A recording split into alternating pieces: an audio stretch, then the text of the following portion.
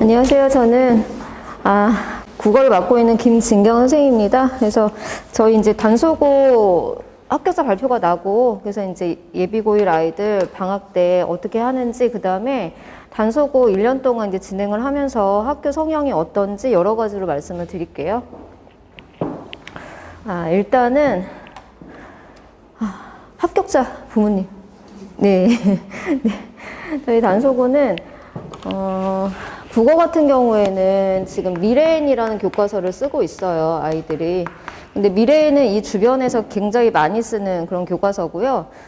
그다음에 책 자체가 이제 작품들 구성이 되게 탄탄하게 되어 있는데, 어떤 교과서든지 목차는 똑같아요. 국어 교과서가 출판사가 여러 개여도. 그래서 얘네가 이제 딱 중간고사를 시작하면 올해 같은 경우에는 이 학교의 이제 특징은 뭐냐면요. 범위가 다른 학교에 비해서 절반밖에 안 돼요. 왜 그러냐? 아이들이 많지 않잖아요. 그러니까 선생님 한 분이서 하세요. 국어 선생님께서. 그래서 그게 저는 장점도 있고 단점도 있다 보는데, 시험 대비하는 저로서는 한 분이서 가르치는 게 굉장히 좋아요. 왜냐면 어떤 학교는 세 분이서 들어가거든요. 그러면 선생님마다 가르치는 게 다 달라요. 그러면 그거를 필기를 다 조합을 해가지고 이제 이거를 이 반에선 얘기했는데 여기선 또 안 해요. 그럼 그걸 다 조합을 해갖고 이거 나오냐 안 나오냐 애들 시켜가지고 여쭤봐라 막 이렇게 하는데, 이거는 이제 한 분이서 하시고, 그 다음에 또 하나는 온라인으로 이제 이렇게 올려주시잖아요. 그럼 자료는 동일한 거예요.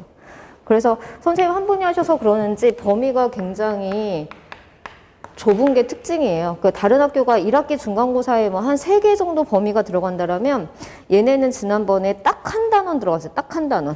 그래서 뭐 그 큰 범위 뭐 예를 들어 3단원에 한 단원이다 그러면 여기서도 이제 나눠지는 이 작품들이 거의 한 4개 정도 소단으로 나눠지는데, 여기에서 딱 3개만, 이 정도만. 그러니까 이렇게 하니까 아이들한테 굉장히 탄탄하게 아주 굉장히 여러 번 반복을 해가지고 시킬 수가 있는 거예요.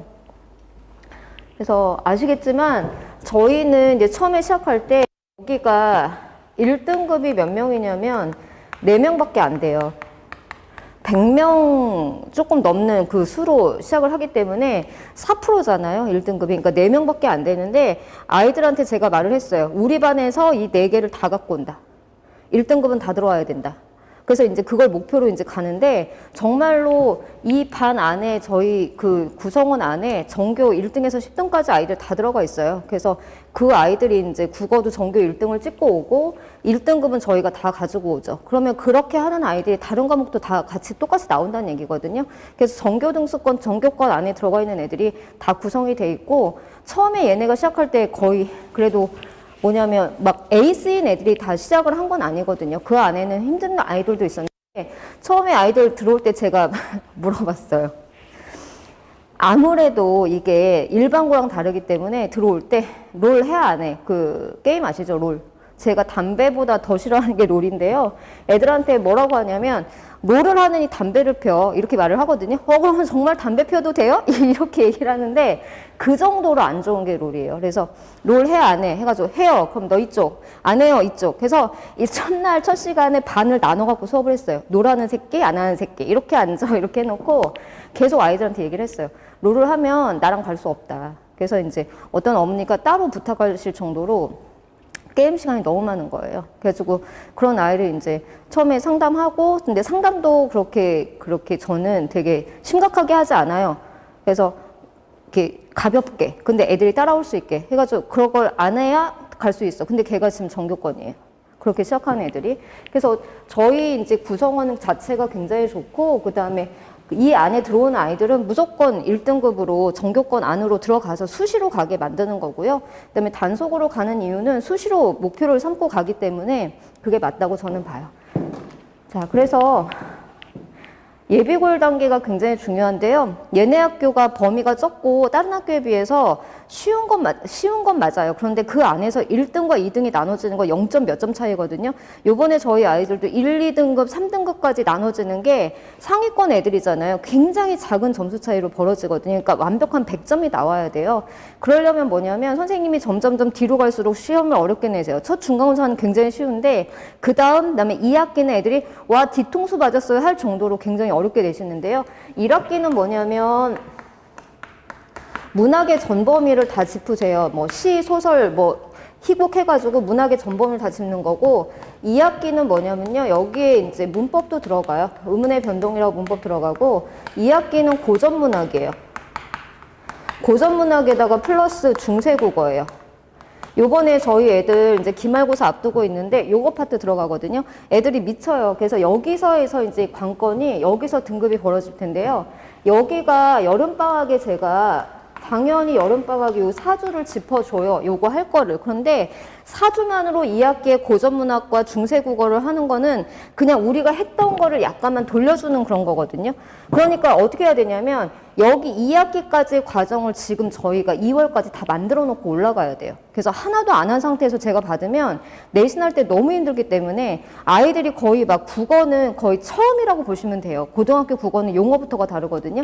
그래서 요거를 제가 여기까지 이제 지금 막 달려가지고 2월 말까지 가는 거고요. 이렇게 하는 이유는 내신에 딱 들어갔을 때 제가 펴놓으려고 하는 거예요.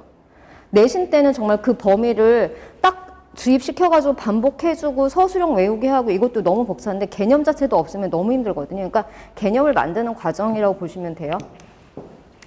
자, 그래서 문법은요. 얘네가 2학년 올라가면 지금 문학밖에 안 배워요. 다른 학교랑 퀄리가 굉장히 달라요. 단속어는. 그런데 1학년 때는 다 배워요. 문학도 배우고 문법도 배우고 전범위가 다 들어가거든요. 그래서 문법을 일단은 이게 가장 어렵기 때문에 8주 과정으로 들어가는데요. 1학기 첫 중간고사에 들어가는 게 중간고사에 문법 들어오거든요.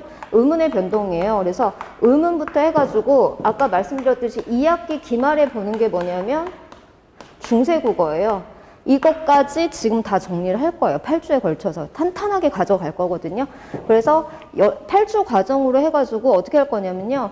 자기네 얘네 미래엔 교과서의 문제만 풀리는 게 아니고 제가 시험 대비할 때는 미래엔 뭐 천재바 또는 뭐 신사고 뭐 해가지고 이 주변에서 쓰는 한 5개 정도의 교과서의 문제를 싹 다 주거든요. 그러니까 선생님들이 미래엔 것만 내시는 게 아니에요. 예시는 다른 타 출판사에서 가져오시기 때문에 방학 때 얘네 건 물론 풀리지만 얘네 것도 다 싹 다 모아가지고 계속 숙제로 내줄 거예요. 그러니까 이미 얘네는 시험 들어가기 전에 다 문제를 풀고 들어가는 거죠. 그 다음에 어디까지 가냐면요. 수능 기출까지 가요. 그래서 문법 같은 경우에는 중간에 더 빨리 끝나지만 2월 말까지 계속 숙제를 내주면서 개념을 잊어먹지 않게 할 거고요. 그랬을 때 3월이 딱 개학이 되잖아요. 그럼 얘네 첫 모의고사가 있고 그 다음에 4월 말부터 중간고사가 있어요. 이 2개의 시험을 다 이게 대비를 해야 되는 건데 얘네도 상위권 애들은 이 시험 점수에 굉장히 민감해요. 그래갖고 너 모의고사 몇 점 맞았어? 하면서 막 들어오면서 막 얘기를 하거든요. 모의고사하고 중간고사 100점 가지고 100점 목표로 가는 거예요. 그래서 중간고사 같은 경우에는 첫 시험이 100점이 나오지 않으면 저랑 지금 하는 녀석 중에 계속 100점을 찍는 아이가 있어요. 걔 같은 경우에는 100점 딱 찍어 나야 이제 1등급이 정말로 이렇게 좀 정확한 거고요. 만약에 선생님 저 2개 틀렸어요. 그러면 얘네 학교에서도 이 2개는 1등급을 보장하지 못해요. 그래서 너 왜 이렇게 많이 틀렸어? 막 이렇게 저희가 얘기를 하거든요. 3개 틀렸어요. 그러면 너 개망했다 막 이러는데 저희 여기 들어온 저하고 수업하는 아이들은 다 수시로 갈 전교권 아이들이기 때문에 이거 한 개 막 그 서술형에서 0.1점 깎였어요. 막 수행평가 1점 깎였어요. 이렇게 수행평가 깎여오면 저한테 뒤지게 혼나거든요. 왜냐하면 수행평가는 그냥 만점 받아놓고 저하고 여기서 필기해서 이제 100점을 맞아야 전교 1등, 이제 1등급이 나오기 때문에 1등급이 4명밖에 안 돼요. 그러니까 잠깐 실수하면 이건 정말로 등급이 나올 수가 없어서 이걸 목표로 가는 거예요. 그렇기 때문에 지금 여기서 4월 중간고사에서 바로 문법이 들어오잖아요. 그러니까 여기에서 중간에 끝나더라도 얘를 잊어먹으면 안 되니까 계속 2월 말까지 이 개념을 가져가고 3월 딱 개학하면서 저는 바로 내신 들어가거든요. 선생님 진도 빼는 거 상관없어요. 왜 이미 예상 진도를 알고 있기 때문에 그 진도 잡아갖고 계속 뺄 거예요. 그래서 바로 이렇게 이어지게 문법은 갈 겁니다. 그러니까 걱정 안 하셔도 돼요. 그래서 아이들 이제 수능 기출문제까지 풀리고 그 다음에 야 이게 강남권에서 나오는 문법 문제라고 해서 내신 기출문제까지 풀리고 마무리해서 갈 거예요. 그 다음에 현대시인데요. 현대시는 좀 이따가 이제 설명을 드리고요. 얘보다 저희가 급한 게 이제 고전시가예요. 현대시 이제 교재고 고전시가 100편을 정리할 건데요. 저거는 100개가 중요한 게 아니고 얘가 중요해요. 그래서 고전 어휘하고 고전 개념이 있거든요. 얘는 한번 정리하면 3년 동안 써먹는 거예요. 내신에서 수능에서 다 써먹는 거기 때문에 빨리 정리를 할 건데요. 어휘를 외우게 할 거예요. 그래서 어휘가 거의 한 80개 정도? 고전 시가, 고전 문학이 들어오는 어휘가 80개 정도인데 저거를 계속 반복해서 외우게 할 겁니다. 6월 말까지. 그러면 얘는 언제 쓴다고 말씀드렸냐면 고전 시간에 2학기거든요. 그러면 여름방학이 있잖아요. 중간에. 지금 해놓고 여름방학에 4주 동안 요거를 반복시켜서 다시 2학기를 준비를 할 거예요. 그래서 이게 단소고반이 오픈이 되면요. 저는 정규반이에요. 그래서 지금 겨울방학에도 얘네 반을 깨트리지 않고 정규반으로 단소고반으로 가기 때문에 인원들을 그대로 끌고 가는 거거든요. 그러니까 휴강이 없어요. 그래서 어머니들이 1학기 때 같은 경우에 첫 시험 끝나고 애들이 힘들어하니까 선생님 한 2주 정도 휴강해달라고 막 이러셔가지고 휴강을 하는데 2주까지는 안 해요. 왜냐하면 애들 감이 너무 많이 떨어지기 때문에 한 주 정도 이렇게 휴강을 해주고 그 다음에 바로 수능 수업 들어가고 그 다음에 또 내신 들어가고 이렇게 하거든요. 그래서 그렇게 쭉 이어지는 반이니까요. 정규반이에요. 정규반.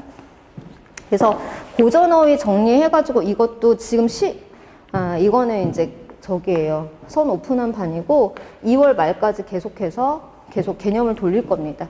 자, 그 다음에 이제 문학 개념 정리인데요. 요거는 저랑 수업을 하게 되면 매 방학마다 듣게 될 거예요. 고3 애들 수능 전에도 다시 한번 돌려주는 게 문학 개념 정리거든요. 그래서 이거만 알면 정말로 애들이 시험을 그냥 찍는 게 아니고요. 알고 풀어요.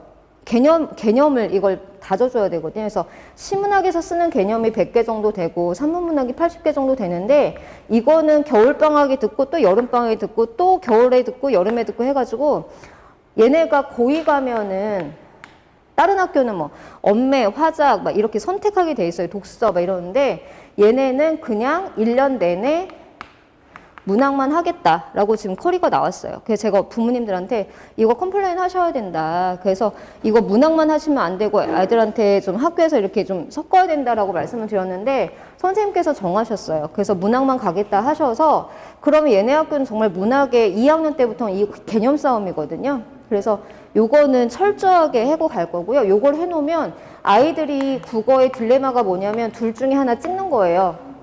다 지웠어요. 그런데 2개가 남잖아요.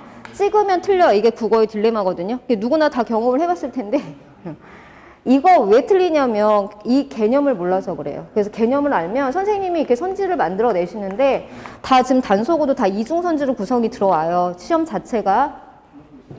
개념을 알아서 얘와 얘가 관계가 있는지를 봐야 돼요. 네.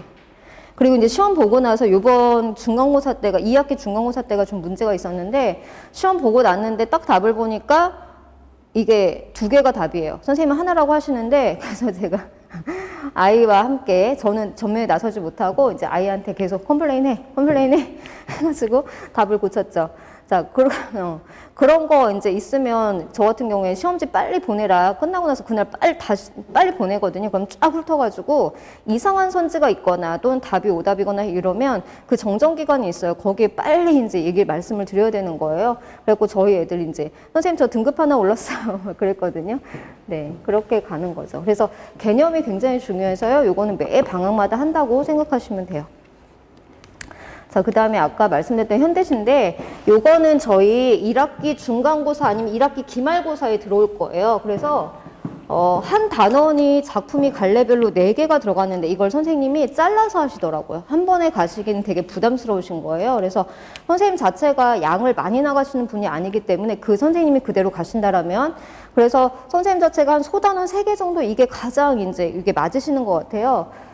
그런데 그래도 1학기 중간고사나 기말에 이게 현대시 파트가 들어갔는데요. 얘네가 외부 작품이 아예 안 나오는 학교가 아니에요. 교과서만 충실하게 하는 학교가 아니고 그래도 외부 작품을 넣으세요. 왜냐하면 선생님도 딱 열어보니까 애들이 잘하는 거예요. 그러니까 외부 작품을 1-2개 넣어갖고 거기서 등급 결정을 하시더라고요. 왜냐하면 서술형도 애들이 완벽하게 쓰거든요. 그래서 저 같은 경우에는 서술형 준비를 4번을 돌려요. 4번. 남자애들 쓰는 거 되게 싫어하잖아요. 근데 숙제를 딱 들어와서 검사할 때 제가 하나하나 다 검사를 하는데 숙제를 다 풀어왔어도 이제 실장님한테 이렇게 문자가 갈 거예요. 뭐 숙제 완성도, 그다음에 그날 진도, 뭐 테스트 결과 해갖고 아주 자세하게 문자가 가는데 거기에 우리 애는 다 풀어왔음에도 불구하고 20%로 가요. 그럼 그건 뭐냐면 오답이 안 된 거예요. 그다음에 10%. 문제만 풀고 채점을 안 해온 거예요. 그건 숙제가 아니거든요. 그래서 아이들한테 그걸 이제 숙제시키고 그걸 습관을 들이는데 좀 걸려요. 한 달 정도, 한 달 좀 지나면 아이들이 따라오는데 아, 풀었는데 왜 10%예요? 막 이러거든요. 근데 제 마음에 들지 않는 거예요. 하나하나 다 검사를 하면서 가는데 만약에 서술형은 서술하시오가 있어요. 그런데 애들이 이 문제는 당연히 패스해요. 안 풀어요. 남자애들이잖아요. 절대 쓰는 거 싫어하거든요. 서술하시오. 이 서술자만 보면 아, 너는 그냥 패스. 그러면 제가 남겨하고 다 쓰고 가 하거든요. 굉장히 중요해요. 얘네도 서술형이 거의 30점, 40점이 들어오는데요. 단답형도 있지만 학습활동에 나오는 것처럼 이렇게 써야 되는 것들도 있어요. 그래서 만약에 한 줄을 쓰려면 저희가 이거 연습할 때는요. 현장에서 한 줄을 써내려면 연습할 때는 3, 4줄을 자기가 써야지만 이걸 정리해서 쓸 수가 있거든요. 그래서 거의 서술형까지도 완벽하게 쓰는 걸 연습해서 이제 들여보냅니다. 자, 현대시는 그래서 아이들한테 독해법인데요. 요거는 한 번 갖고는 안 되지만 요번에도 독해법은 알려줄 거예요. 그래서 이 현대시 같은 경우에도 여기다가 무늬를 치면서 저희가 밑줄 치면서 이렇게 가는 거거든요. 아이들 처음에 이거 알려주면 굉장히 힘들어해요. 번거롭거든요. 그런데 이것만 터득을 하면 낯선 시 들어오는 거 겁내지 않아요. 그래서 아이들한테 이게 숙제해올 때 선지가 있으면 이거 근거 잡아오라고 해요. 그럼 애들이 비문학은 근거를 잡지만 현대시를 어떻게 근거를 잡냐 굉장히 황당해 하는데 잡을 수 있거든요.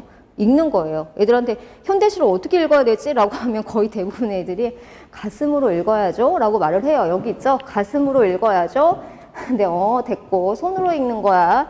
국어는 다 손으로 해야 돼요. 그러니까 내신 같은 경우에 어머니들이 저한테 선생님 써머리 애들 손필기본 선생님 주시나요? 막 이렇게 말씀하세요. 물론 아이들한테 여기 보시면 제가 시험 때 이거는 모의고사고요. 그게 안 들어가네. 네, 이렇게 핵심 정리본이 들어가요. 내신 때 아이들한테 나눠주는 핵심 정리 자료예요. 여자애들은 이걸 해줄 필요가 없어요. 근데 남자애들은 절대 정리를 안 하기 때문에 써머리 절대 안 하거든요. 정말 꼼꼼한 아이들은 해요. 저희 반에서 한 2명 정도는 하거든요. 정말 꼼꼼. 걔네는 1등급을 놓치지 않거든요. 그런데 대부분 아이들은 알아요. 그냥 눈으로만 보죠. 근데 그건 정리가 안 된 거기 때문에 정리본을 주고요. 이건 1차 정리본이에요. 빈칸이 몇 개 없잖아요. 2차, 3차로 갈수록 뒤로 갈수록 이제 이게 다 빈칸이에요. 저희 직전 대비 때는 아예 여기를 다 뚫어버려요. 다 써. 다 쓰고 들어가거든요. 100점이에요.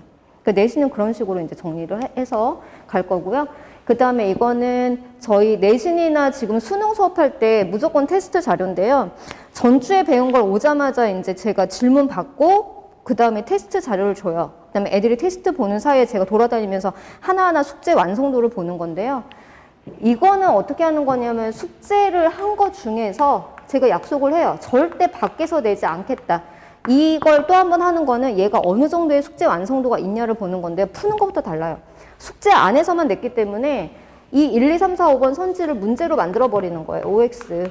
이렇게 가는 거거든요. 그럼 아이들이 객관식일 때 이렇게 찍어놓고 얘네 절대 안 보잖아요. 얘네가 선지로 나오면 이런 게 있었나? 이렇게 얘기를 하거든요. 분명히 있었거든요. 네. 그래서 이거를 한 거의 70개, 80개 한 번에 OX 문제를 그렇게 보거든요. 그러면 숙제를 열심히 하는 애들은 팍 하죠. 통과해요. 그런데 그냥 대충 해갖고 온 애들은 여기서 걸려요. 그래서 제시를 2번, 3번에 걸쳐서 보게 되고요. 이걸 2번, 3번 보면 이제 OX를 외우거든요. 그 외우게 하는 게 저의 목표예요. 내신은 계속 반복시켜가지고 외우게 해갖고 그래야 100점이 나오는 거 그냥 100점 나오지 않거든요. 네, 그래서 이렇게 가는 거고 요건 내신 때 저희가 달려가면 되는 건데 이걸 위해 개념을 먼저 만드는 거거든요. 그 작업을 저희가 지금 하는 거예요. 그래서 네. 요거는 그래서 저희 현대시 이제 하게 되면 교재예요. 그래서 처음에 독해법으로 들어가니까 제목이 먼저 시작을 해요. 그 현대시의 제목을 애들 절대 안 보는데 이게 키포인트거든요. 그래서 제목을 어떻게 봐야 되느냐부터 짚어가지고 독해법 하나하나를 방법을 알려주는 것들이에요. 그래서 현대시 독해법 하면서 얘네 1학년 과정에서 들어오는 그 내신 그 바운더리에서 이제 많이 쓰는 그 작품들을 가지고 독해 연습을 시킬 거예요. 네. 그렇게 되고 그 다음에 이제 모의고사 심화 수업인데요. 요거는 저희가 정규 수업이 3시간이에요. 3시간에 2개를 나눠서 갈 거거든요. 처음에 들어오면 문법 할 거고 고전시가 할 거잖아요. 이 3시간 내에 플러스 어머니들이 모의고사도 해주세요라고 하는데 이건 절대 시간이 나오지 않아요. 이건 나올 수가 없는 시간이고요. 그러니까 선생님들이 쓰시는 게 뭐냐면 4시간으로 늘리든 근데 또 안 된대요. 4시간은. 그러면 좋아. 그럼 3시간 내에 어떻게 하냐? 모의고사를 뭘로 내줘요? 숙제로 내주는 거예요. 과제로. 하고 조교를 시켜가지고 그 다음에 풀어갖고 오면 조교를 시켜서 완성도 체크하고 뭐 오답률 이 정도 막 이렇게 해가지고 문자가 나가는데 그거에 대한 피드백은 할 시간이 없어요. 실질적으로. 그럼 선생님이 수업 시간에 아이들이 가장 많이 틀린 문제 몇 개 풀어주고 가는 게 다겠죠. 이게 모의고사 수업이거든요. 근데 저는 이것도 저도 해봤지만 이걸 왜 하나 싶어요. 하면서도 회의감이 느껴지는 거고요. 아이들한테 그냥 시간 낭비예요. 그래서 요거를 물론 모의고사가 숙제로는 나가요, 어머니. 근데 45문제가 다 통으로 나가는 게 아니고 제가 문법에 대해서 숙제를 내주지만 문법에 모의고사 지문이 들어가요.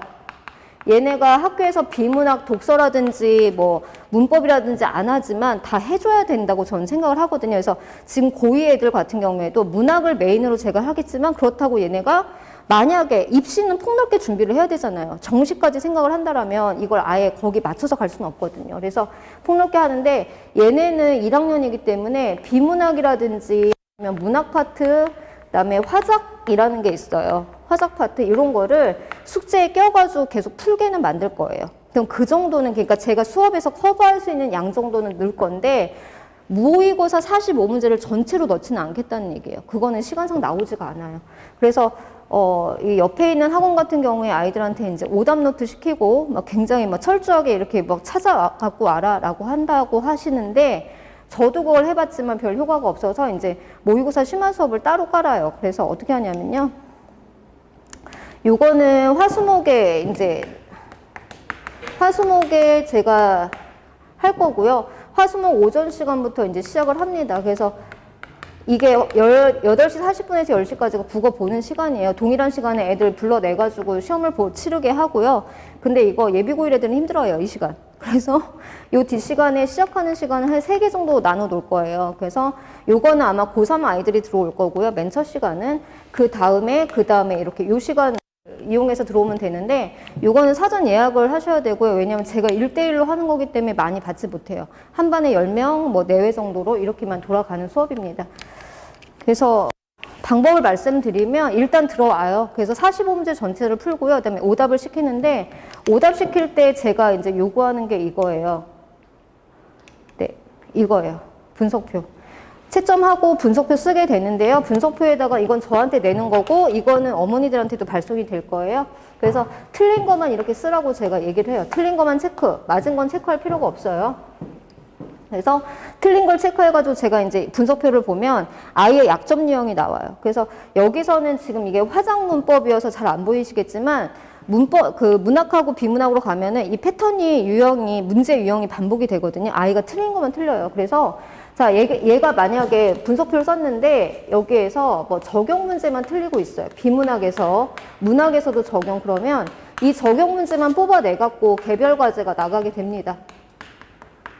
개별 과제. 그래서 분석표를 쓰는 거예요. 그래서 분석표를 받으시면 점수를 보시지 말고요. 아이가 어떤 유형을 틀렸는지를 보셔야 돼요. 얘가 약점 유형이 뭐구나. 그러면 처음에 아이들 모의고사가 안 잡혀 있기 때문에 약점 유형이 굉장히 여러 개가 잡혀요. 얘가 적용 문제도 틀리지만 핵심 내용도 틀리고 있고 그다음에 보기를 통해서 보는 요것도 틀리고 있거든요. 그럼 이 중에 하나를 제가 일단 개별 과제 낼 거고요. 그럼 다음에 들어왔을 때는 모의고사 문제 풀고 요거 저랑 하면서 전주의 개별 과제까지 제가 체크를 할 거예요. 그럼 이게 극복이 됐으면 2차 얘가 약점 유형이 나온 개별 과제로 또 나갈 거예요. 그래서 이런 식으로 갈 건데 개별 과제는 한 50문제 정도예요. 많이 내주지 않지만 이 50문제가 굉장히 많은 거거든요. 왜냐면 자 지문이 있는데 문제가 만약에 4문제다 하면 각각의 답 다른 패턴이거든요. 여기서 얘는 이 패턴만 약한 거예요. 얘네 패턴은 다 잘해요. 그러면 이 패턴만 골라내갖고 50개면 지문이 50개란 얘기예요. 지문 하나에 문제 하나예요. 애들이 막 미쳐버리려고 하거든요. 근데 이게 굉장히 괴롭지만 효과가 굉장히 뛰어나요. 그래서 저희가 방학하고 2월 말까지 해서 3월 모의고사 볼 때 애들이 굉장히 자신감 뿜뿜하면서 보는 게 바로 모의고사거든요. 그래서 제가 아까 말씀드렸던 모의고사 100점 1등급 제가 하도록 하겠다라고 말씀드린 게 바로 이 수업이에요.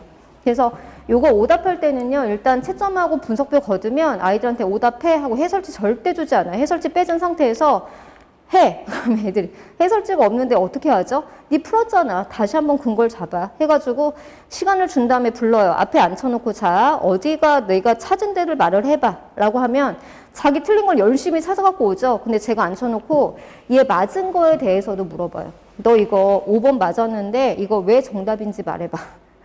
왜냐면 찍은 거 보이거든요.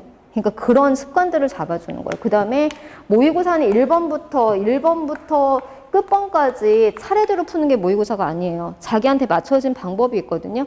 그것도 하나하나 아이들한테 알려주면서 가장 최적의 방법을 찾아가는 그런 과정이라고 생각하시면 돼요. 그래서 이 수업은 방학 때만 진행을 하고 선택 수업이고요. 이건 필수 사항이 아니에요. 정규 수업 들어오고 그 다음에 요거는 시간이 안 된다 그럼 못할 수 있어요. 그래서 선택으로 하시면 됩니다. 그래서 정규 수업에서는 심화로 들어가고 모의고사에서는 모의고사를 따로 준비한다 이렇게 생각하시면 되겠고요. 그렇다고 모의고사 문제가 노출이 안 되냐? 수업 시간에 다 숙제로 이거 확인하면서 노출을 시킬 거예요. 걱정 안 하셔도 됩니다. 네, 그래서 요건 아까 보여드렸던 거고요. 네, 그 다음에 요거는 저희 문제풀이 단계인데요. 요번에 그 문법을 나갈 때도 문제풀이 단계가 1, 2, 3, 4단계로 나가요. 단계별로 이렇게 그 문제를 맞춰갖고 가는 거거든요. 그래서 처음에는 가장 쉬운 자습서 평가 문제집 단계로 나가는 거고요. 2단계는 이제 다른 교과서, 이렇게 엮여있는 다른 교과서의 문제가 나가고 3단계가 모의고사 수능 기출문제가 나가고요. 4단계가 뭐냐면 학교에서 본 학교 기출문제예요. 그러니까 이 주변에서 본 기출문제를 주는데 아이들한테 물어봐요. 뭐가 제일 어렵냐? 라고 하면 이거예요. 단연코 학교에서 선생님들이 낸 기출이 가장 어려워요. 왜냐면 여기에서 수능 문제에서 내는 용어는 정해져 있어요. 아주 깔끔하고 지문 자체도 깔끔하고 문제도 깔끔하잖아요. 그런데 학교의 문제, 학교의 기출문제는 선생님들의 개성이 담겨 있거든요. 굉장히 어려운 거예요. 그래서 이런 거 하면서 이게 똑같은 용어가 봐봐. 이 학교에서는 A라고 했는데 여기선 B라고 하고 C라고도 할 수 있어 라고 하면서 애들한테 다 보여주는 거예요. 지금 예비고1 아이들 그 언어 수준을 보시면요. 제가 뭐라고 하냐면 외국인들이라고 제 말을 해요. 외국인 분들이 이렇게 어려운 국어를 배우시냐고 참 힘드시겠다고 이렇게 말을 할 정도거든요. 다 똑같아요. 아이들 시작점이. 그래서 저희 아이는 한자도 공부를 안 했고 뭐 책도 많이 안 읽었고 막 이러시잖아요. 다 똑같아요. 책 많이 읽은 애도 이거는 입시 파트예요. 입시 파트이기 때문에 입시에 맞춰진 거여서 모든 애들이 다 처음 하는 거거든요. 그러니까 어떻게 해야 되냐면요. 만약에 교과서에 뭐 발상? 막 이런 말도 애들 되게 어려워하거든요.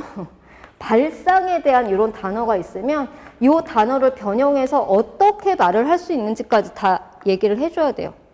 준비를 하면서, 내신 준비를 하면서 이 말이 이렇게도 나와 해놓고 어떻게 하겠어요? 그거 다 외우게 만들겠죠. 그래서 100점이 나오는 거예요. 그래서 내신은 내신 때 가서 짧은 건 아니지만 길게 4회를 반복을 해갖고요. 범위 자체를 4번, 5번을 반복을 시키거든요. 애들이 처음 중간고사는 딱 건드리면 지겨우니까 그만해요. 이러거든요. 100점이에요. 지겨우니까 그만 좀 해요. 100점이거든요. 이번에 저희 첫 중간고사는 그때 막 코로나 막 있고 막 그래가지고요. 줌으로 진행하고 막 난리를 쳤어요. 그런데도 애들이 잘 봤거든요. 네, 그래서 이런 식으로 이제 내신 대비는 시작이 할 거예요. 그래서 방학 때는 이제 내신 대비 1년을 데리고 가기 위한 철저한 개념 준비 단계라고 보시면 되고요. 충분히 얘네 학교에 대한 어떤 자료라든지 뭐 그 정보 같은 거 많이 가지고 있기 때문에 걱정 안 하시고 맡기면 열심히만 따라오면 네, 성적으로는 보장이 될 거라고 저는 생각을 합니다. 여기까지고요. 질문 궁금한 거 있으면 없으세요? 네. 네, 그럼 오늘 여기서 마치겠습니다. 네, 안녕하십니까. 통합과학을 맡게 된 화학 강사 이유진입니다. 반갑습니다. 네, 일단 통합과학 부분은 어머님들께서 그 중학교 과학을 이미 이제 학생들이 하고 올라온 상황이기 때문에 그 통합과학 공부시키는 데 있어서 나름의 어려움이 있으시더라고요. 그러니까 그 이유가 뭐냐면은 이제 그 과학이라고 하는 과목을 중학교 때 공부를 했을 때 어떤 경험들을 학생들이 했었냐면은 한번 개념을 훑어보고 문제집을 한번 풀어보고 대충 감이 잡히고 그 다음에 그 감을 통해서 시험 문제를 봤을 때 자기가 원하는 점수를 받았던 경험이 있었다라는 거예요. 그래서 고등학교 딱 올라왔을 때 중학교 때랑 똑같은 공부 방법으로 개념 한번 훑어보고 문제집 몇 번 풀어보고 이런 식으로 학교를 가서 시험을 딱 봤는데 처음에 받았던 점수가 정말 처참했다라는 거죠. 아이들이 이제 놓치고 있는 게 뭐냐면 중학교에 비해서 고등학교는 이제 학생들을 변별해야 되는 그런 상황에 처해 있기 때문에 문제를 그렇게 호락호락하게 내지 않습니다. 아주 구석구석 털어서 내시죠. 게다가 이제 이 당국 소프트웨어 고등학교 같은 경우에는 이제 그 다른 학교들하고는 좀 다르게 그 문제들을요 아주 교과서에 충실하게 내십니다. 그러니까 교과서를 굉장히 꼼꼼하게 봤을 때 고득점을 받을 수 있게끔 충실하게 내신다라는 거는 이제 선행 과정을 많이 반영을 안 하신다는 건데 이 남학생들로 구성되어 있는 학교에서 그렇게 꼼꼼함을 학생들 스스로에게 요구하는 게 굉장히 무리가 있다라고 이제 보는 거죠. 그래서 잠깐 그 학교에서 어떻게 문제가 출제되고 그 다음에 어떻게 진행을 제가 지난 학기에 지금 이제 진행되고 있는데요. 지금 현재 1학년 학생들이 저랑 수업을 하고 있는데 이제 그 친구들하고 무슨 이야기들이 이제 오갔고 무슨 일들이 벌어졌었는지 좀 설명을 해드리겠습니다. 일단 지금 어머님들께서 뭐 잘 아시겠지만 통합과학 같은 경우에는 물리화학, 생명, 지구과학 4개가 이제 이렇게 융합돼가지고 한 교과서 안에 들어가 있는데요. 이제 이런 문제들이 그 학교마다 굉장히 기조의 차이가 있습니다. 그러니까 쉽게 얘기해서 이제 대치동에 있는 학교들은 이제 주로 통합과학의 탈을 쓰고 물리 1이나 물리 2 내용을 막 융합시켜가지고 있는 그런 경향성을 갖고 있는데 우리 당국소고 같은 경우에는 그렇게 내지는 않습니다. 그래서 그 학교에서 가르쳐 주시는 내용 자체에 굉장히 꼼꼼하게 접근만 한다라고 하면은 막 선행이 막 진행됐다라고 해서 공부를 뭐 더 잘하고 성적을 더 잘 받고 이런 사태는 벌어지지 않습니다. 그래서 일단은 통합과 교과서 위주로 공부를 하면 된다. 그래서 생명, 이제 지구과학 같은 파트도 다 마찬가지입니다. 기조가. 근데 이제 문제가 뭐냐면요. 처음에 이제 지금 저랑 같이 공부를 하고 있는 친구들이 1학기 중간고사 때 저랑 같이 수업을 하진 않았어요. 1학기 때. 저랑 같이 공부를 했던 시점이 2학기 중간고사, 그러니까 여름방학 지나고 나서 2학기 중간고사부터 저랑 같이 공부를 했는데 1학기 때, 1학기를 지내면서 이제 아이들한테 나타났던 문제점이 뭐냐면은 이제 이 친구들이 문제를 굉장히 많이 풀었다는 거예요. 문제를 굉장히 많이 풀었는데 계속 틀리고 점수가 그 문제를 그렇게 많이 푼 것 치고 좋지가 않게 나오니까 이제 놀래가지고 여기 대치백화에 저랑 같이 공부를 하도록 팀이 이제 짜여졌었는데 이 친구들이 이제 잘못 알고 있는 게 뭐냐면요. 이 두 번째 여기 보시면은 개념을 직접 적용할 수 있는 능력이 있는 건 양치기로 해결하려고 하거든요. 그런데 그에 앞서서 더 우선되는 게 특별한 암기 방법이 있어야 됩니다. 그러니까 이 암기라고 하는 것을요, 학생들이 그냥 되게 거칠게 개념의 암기라고 생각하는데 정말 통암기가 이루어져야 되고요. 그 다음에 가로놓기를 완전하게 본인이 교과서를 지록스처럼 완전히 외워가지고 복사기처럼 그렇게 된 상태의 암기를 의미합니다. 그래서 그런 암기를 제가 거의 수업의 60% 이상의 가중치를 놓고 수업을 진행합니다. 문제는 한 30% 정도? 그러니까 암기가 60%, 그 다음에 그에 따른 복습 문제 풀이가 30% 정도, 그리고 나머지 10%는 이제 뭘로 채우면 실전형 모의고사로 실전 감각을 키우는데, 어머님께서 1학기 때 그렇게 실패를 좀 보신 그 어머님 중에 한 분이 너무 걱정이 되셔가지고 저한테 계속 전화를 하셨어요. 이거 실전 문제 이렇게 안 풀어도 됩니까? 그래서 어머니 저 믿고 개념 암기에 좀 포커스를 맞출 수 있게끔 좀 기다려 주십시오 라고 계속 말씀을 드리고 안심을 시켜드렸는데 결국에는 그 친구 점수 나왔어요. 다 맞았고요. 예. 그래서 어머니께서 이제는 이제 안심하시고 저한테 전화 안 하시는데 어쨌든 요 암기가 굉장히 중요합니다. 그래서 일단 요거부터 먼저 보여드릴게요. 암기 테스트를 이제 제가 이거를 매주 하는 건데 모든 단원의 소단원을 다 이런 암기 테스트 자료를 제가 제작을 해서 친구들을 시킵니다. 그래서 이 친구들이 요 구멍이 뻥뻥 뚫려 있는 게 혹시 보이실까 모르겠는데 요 구멍이 뻥뻥 뚫려 있는 것들을 정말 복사기처럼 친구들이 채워내는데 처음에는 너무 힘들어해요. 그래가지고 처음 들어왔을 때 어떤 친구 한 명이 이거 이제 하다가 지쳐가지고 이제 한 명은 나가 떨어졌는데 다른 친구들은 그냥 버티고 하더라고요. 근데 학기가 거의 이제 끝날 때쯤 되니까 이 친구들이 자기네들이 알아서 암기 테스트를 잡아가지고 자기네들이 먼저 쓰고 앉았어요. 이게 얼마나 중요하다는 것을 시험을 통해서 이제 친구들이 알게 된 거죠. 그래서 이런 암기 테스트를 이제 매주 이제 수업 시간에 이제 한번 시키고요. 그 다음에 그 다음 주에 이런 주간 테스트를 봅니다. 이런 주간 테스트를 보게 되는데 이런 주간 테스트를 보기 전에 이 암기 테스트를 제가 한 번 더 시켜요. 그리고 나서 주간 테스트를 연결을 시켜주면 학생들이 너무너무 주간 테스트를 잘 봐요. 그래서 매주 이 암기 테스트와 주간 테스트가 수업의 시장을 엽니다. 그래서 수업을 하면서 이제 시작하면서 이 주간 테스트로 일단은 친구들이 100점을 받고 처음에는 이제 이 주간 테스트도 어떻게 준비해야 될지 몰라서 중구난방이었는데 이것도 결국에는 이 암기 테스트가 잘 이루어지면 주간 테스트를 잘 볼 수 있다라는 점, 이 연결고리를 아이들이 간파를 한 것 같아요. 그래서 주간 테스트 성적이 거의 다 맞거나 하나 틀리거나 그럼 매주 그런 식의 이런 문제풀이를 이게 10개거든요, 주간 테스트가. 그럼 친구들이 6주 수업을 하면 60개의 문항을 완전히 머리에 외워갖고 가게 되는 이제 효과가 나타나게 되는 거죠. 주간 테스트도 녹록치 않습니다. 여기 보시면요, 요 첫 번째 문제, 요 주간 테스트 첫 번째 문제하고, 여기 지금 첫 번째 문제하고 지금 문제가 똑같죠? 이게 무슨 소리냐면요, 어떤 친구가 요걸 틀렸어요.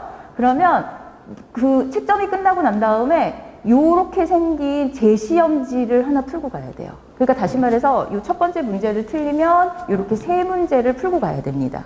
그럼 이 친구가 만약에 요 첫 번째 문제랑 요 세 번째 문제를 틀렸다. 그러면 이렇게 생긴 제시험지를 2개를 풀고 가야 되는 거예요. 그러니까 쌍둥이 문제로 이루어져 있어요. 그래서 어머님들께서 제일 걱정하시는 게 문항 틀리면 오답을 남학생들이 칠칠치 못하게 생기지를 못하잖아요. 그래서 그 오답을 여기서 한번 하게 하고 그 다음에 그거랑 유사하게 생긴, 지금 같은 문제처럼 생겼지만 다른 문제죠. 그렇죠? 그래서 이 유사하게 생긴 쌍둥이 문제를 통해서 이 문제를 2번 다시 틀리지 않게끔 만들어주는 구조를 가지고 있습니다. 주간 테스트는 항상 이렇게 되고요. 요거를 학생이 예를 들어서 반타작을 했다. 그럼 이렇게 생긴 쌍둥이 문제 3개를 15개를 풀고 가야 되는 그런 사태가 발생되는데, 그럼 이제 학생들이 알아서 끝나기 10분 전에 어머니께 문자를 드려요. 엄마, 저 오늘 늦어요. 이렇게. 그러면 이제 늦게 픽업을 오시면 됩니다. 그 다음에 이제 과제 피드백이 있는데요. 이 과제 피드백은요, 아까 그 암기한 내용을 토대로 제가 수업 시간에 요 전체 문항이 한 30개에서 40개 정도 준비가 되어 있습니다. 이렇게 생긴 프린트가, 문항이 이제 한 프린트당 한 3, 40개 정도 들어가 있는데, 요거를 저랑 한 10% 정도를 같이 풀어요. 이건 그러니까 제가 이제 문제를 푸는 어떤 테크닉 같은 거를 가르쳐 주는 그런 시간을 갖는데, 그거를 저랑 한 10문제 정도 이제 같이 풀어보면, 아, 요 개념을 요런 식으로 응용해갖고 문제를 이렇게 풀면 되는구나. 이걸 이제 학생들이 수업 시간에 눈치를 탁 채고, 그 다음에 요게 반복되는 구조를 갖습니다. 이 문제들이 3, 40개 정도 들어가 있는 속에 유사한 문항들이 계속 반복되니까, 아까 외운 암기 자료를 통해서 문제를 어떻게 적용하는지도 배우지만 그게 계속 반복이 쌓이면서 이 문항 유형 같은 것들을 이 문제를 푸는 속에서 완전히 암기가 되도록, 그래서 이런 프린트가 2개 정도 그러니까 2개 정도 배부가 됩니다. 매주 요 이제 한 60개에서 80개 정도의 문제를 매주 숙제로 받게 되는 거죠. 아이들이 아주 기차게 잘 풀어옵니다. 너무 잘 풀고요. 그리고 요 문제에서 주간 테스트를 또 제가 그대로 출제해요. 근데 80개나 되는 속에서 10개를 랜덤으로 뽑기 때문에 무슨 문제를 제가 내는지 모르잖아요. 그래서 아무것도 안 고치고 요 문제를 내도 테스트가 테스트답게 진행이 됩니다. 그래서 이렇게 3박자로 제가 수업을 진행하고 있고요. 그래서 이제 제가 드린 말씀들을 총 정리를 하면, 맨 처음에 개념 정리를 하면서 암기 자료로 지록스처럼 이제 학생들의 머리에다가 이제 완전히 개념을 심어주죠. 그 다음에 두 번째, 문제풀이를 같이 하면서 문제를 어떻게 개념으로 입혀줄 것인가에 대한 연습을 하고요. 그 다음에 이제 주간 테스트를 통해서 문제 유형에 가장 중요하다고 생각한 문제 10개를 완전히 외워버리는 거죠, 학생들이. 그리고 나서 이제 마지막에 실전형 모의고사를 보는데, 실전 모의고사가 어머님들께서 예상하셨던 것만큼 그렇게 많은 비중을 차지하지 않습니다. 그게 오히려 독이 될 수도 있어요. 그래서 일단은 저는 암기 위주의 그런 그 통합 과학임에도 불구하고 정말 통합 사회처럼 그렇게 암기 위주의 그런 수업으로 이제 진행을 하고 있습니다. 그래서 이제 학생들을요 제가 처음 만나면서 각자 1대1로 상담을 진행합니다. 그러니까 개강하는 날 상담을 다 한 명씩 불러가지고 쉬는 시간에 상담을 하는데, 이 친구들의 가장 큰 니즈가 뭐였냐면은, 이 대치동에 살고 있는데 대치동에서 통합과학을 들으러 갔을 때 우리 학교하고 굉장히 싱크로율이 높은 그런 수업을 찾을 수가 없었다라는 거예요. 가서 통합과학을 들으러 가면은 이건 뭐 학교에서 다루지도 않고 출제되지도 않는 내용들로 굉장히 많은 시간을 허비하고 있는데, 저한테 이제 처음에 딱 했던 그 친구가 공부를 굉장히 잘하는 친구였는데, 선생님 저 이 통합과학 시간에 시간 낭비를 하지 않게 해주세요. 우리 학교에서 출제되는 문제 위주로 엄선해서 구성해 주시고요. 그리고 선생님께서 수업하시는, 학교 선생님께서 수업하시는 내용 말고는 넣어주지 마세요. 이렇게 딱 학생이 저한테 요구를 해서, 제가 처음부터 이 당국 소프트웨어 고등학교 수업을 맡는 순간부터 이 수업 자료는 오롯이 당국 소프트웨어 학교만을 위한 자료입니다. 그러니까 교과서도 비상 교과서를 완전히 분석해가지고 다 놓기를 만든 거고요. 제가 가지고 있었던 통합과학 자료에서 그 당국 소프트웨어 학교하고 관계없는 문제들은 다 삭제하고 다 손을 새로 봐가지고 학교에서 출제되는 내용만 엄선해서, 그러니까 학생들의 시간을 낭비하지 않게 하는 게 저의 포인트죠. 그래서 처음에 그런 학생들의 니즈를 잘 이렇게 살펴서 제작된 그런 수업이라 믿고 맡겨주시면 제가 너무 감사할 것 같고요. 그 다음에 이제 문제풀이 포커스에 어머님들께서 굉장히 초점을 맞춰서 공부를 시켜오신 터라 제가 좀 문제를 거의 그 실전 문제 같은 것들을 많이 안 풀리는 부분에서 되게 걱정들을 하시는데, 이미 이게 이제 다른, 그러니까 당국 소프트웨어 학교 말고도 다른 학교에서도 이미 검증이 된 수업 방식이고, 그러니까 통합과학에서는요. 그리고 이제 이번에 그 지난 2021년 그 2학기 과정에서 이미 학생들의 성적으로 이게 검증이 된 이런 프로그램이기 때문에 내년 1학기 중간고사도 저에게 믿고 맡겨주시면은 반드시 그에 상응한 어떤 그 결과가 나올 거라고 제가 확신을 합니다. 그래서 저의 수업 내용은 이렇게 정리가 될 수 있고요. 제 소개를 좀 하자면요. 저는 이제 화학 전공 선생입니다. 그래서 대학교에서 화학을 전공했고, 그 다음에 통합과학과 화학 그 정교사 자격증을 취득한 상황이었어요. 예, 그 내용을 전달하거나 공부를 시키는 데 있어서 그 자격은 제가 갖췄다고 생각이 듭니다. 대치 메카에서 수업하고 있고요. 옆에 다원하고, 그 다음에 그 세화고, 세화여고, 자사고를 수업하고 있는 강사입니다. 그래서 어머님들께서 만약에 중간에 좀 궁금하신 점 있으면 언제든지 저랑 개인적으로 상담이 가능하시고요. 그리고 제가 수업을 하면서 친구들을 보면서 중간에 또 어머님들께 전화 드리고, 예, 상담 또 전화 상담으로 계속 피드백을 드려서 좀 마음 안심하시고 학생들 맡기실 수 있도록 그렇게 제가 열심히 수업하겠습니다. 네, 저 들어주셔서 감사드립니다. 자, 안녕하세요. 대치메카에서 단소고 영어를 맡을 서정은입니다. 자, 이제 저희 중3이 이제 예비 고1 들어가면서 저희가 이제 고등학교가 결정됐기 때문에 제일 중요한 것이 이제 고등학교 때 어떻게 우리가 준비를 해서 내신 때 조금 더 나은 점수, 중학교 때는 조금 불편했던 영어들이 고등학교 때는 조금 더 편하고, 그다음에 실질적으로 대학 입시와 연결되기 때문에 이제 중학교의 영어에서 벗어나서 이제 실질적으로 대학교 입시 때까지 연결되어지는 영어를 어떻게 준비해야 될까를 학부모님께서 많이 걱정하실 것입니다. 그래서 지금 이 시기에는 가장 중요한 것이 우리 학교에서 어떻게 내신이 나오는지, 실제 경향을 정확하게 분석해서 거기에 맞춤식으로 저희 학교 아이들이 묶어서 준비를 해야지만 3월 달에 저희 이제 내신을 들어갔을 경우에 아이들이 당황하지 않고 중학교 때와 어떤 점이 다르고 그다음에 어떻게 접근해야 되는지를 정확하게 인식하고 그다음에 시험 준비를 하고 수업에 임하는 학생들과 그렇지 않은 학생들이 굉장히 많은 차이가 있을 것입니다. 저희가 코로나를 겪으면서 사실은 지금 현 중3 아이들이 실력 격차가 굉장히 큰 것도 사실입니다. 작년에 같은 경우는 코로나 저희가 첫 번째 해를 겪어 나가면서 학교 나가는 횟수도 굉장히 적었고요. 그러다 보니까 아이들이 중2 때 시험도 1학기 때는 많이 이제 넘어간 부분들도 많고요. 근데 학교별로 다르기는 하지만 학교에서 중간 기말을 통합으로 본다든지 아니면 실질적으로 잠실거나 몇몇 학교를 제외하고 나서는 서술형이 없고 전부 100% 객관식 유형으로만 넘어가는 학교들도 있기 때문에 아이들이 시험에 대한 그런 학습적인 이해 부분에 있어서도 실질적으로 많은 준비를 하지 못하고 고등학교에 올라가는 경우도 사실은 되게 지금 많다고 볼 수가 있습니다. 그래서 중2 때 그런 식으로 힘든 시기를 보내고 이제 중3 때 이렇게 하면서 사실은 2학년과 3학년을 이 코로나라는 힘든 시기에 보내면서 학교 가는 횟수도 그다음에 학원 가는 횟수도 조금 아이들이 이렇게 들쑥날쑥하면서 실질적으로도 학습도 굉장히 많은 격차나 이제 들쑥날쑥하는 부분들이 되게 많을 것이고 실질적으로 많고요. 저희 현장에서 아이들 수업을 해봐도 아이들이 학습적인 면에 있어서도 격차가 있고요. 실질적으로 아이들이 조금 더 부족한 수학이나 그런 거에 투자하느냐고 영어 같은 경우는 특히나 들쑥날쑥 공부를 하다 보니 연결 흐름이 끊기는 학생들이 굉장히 많습니다.